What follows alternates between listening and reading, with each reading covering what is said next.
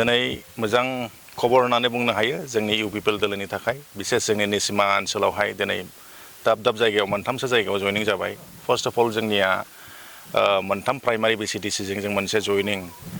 programme लादोंमोन बेवहाय औगुरियाव जोंहा 8 घर दहाय मिटिंनि गेजेरजों जयनिं जाबाय गुबुन गुबुन दोलोनिफ्राय BPF आरो BJP निफ्राय लोगोसे जोंनिया फाटाबारि फरेस्ट भिलेज होननाय सनापुरबो होनो बे जायगाखौ बेवहायबो सुदेमपारा बेवहायबो 32 घर जन नङा दे 32 घर बिथांमोना गुबुन गुबुन दोलोनिफ्राय माखासे नेपाली कमिउनिटी बर' कमिउनिटीनिफ्राय 32 घर जोंनियाव फैबाय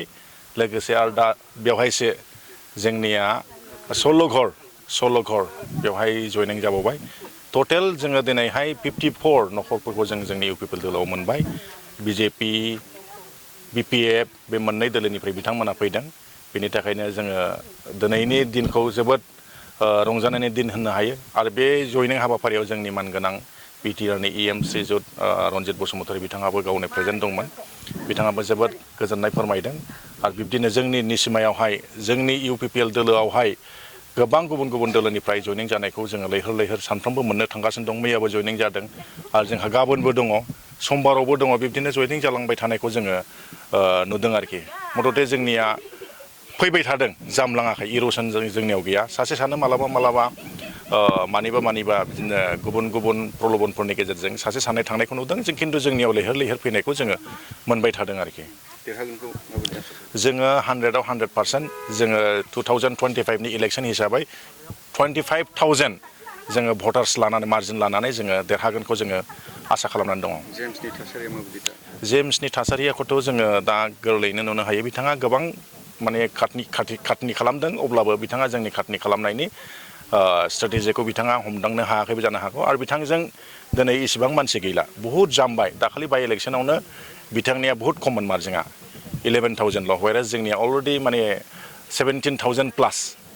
7,000 मार्जिनाव जों देरहाखानानै दंमोन नाथाय दिनै जोंहा बहुद माने प्लास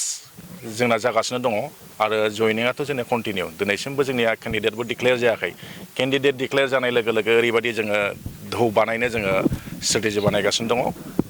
माने निस्सय जोंनि 2025 नि BTC इलेक्सन 25,000आ जोंनिया निश्चित जागोन जों बेखौ फोथायदों आरोखि माइनरिटि भटार्स हिसाबै जोङो आगोलफोराव जों इसेबां मोनबोआखैमोन UPL हिसाबै BPFआव होदोंमोन नाथाय माइनरिटि कमिउनिटिनि बिथांमोना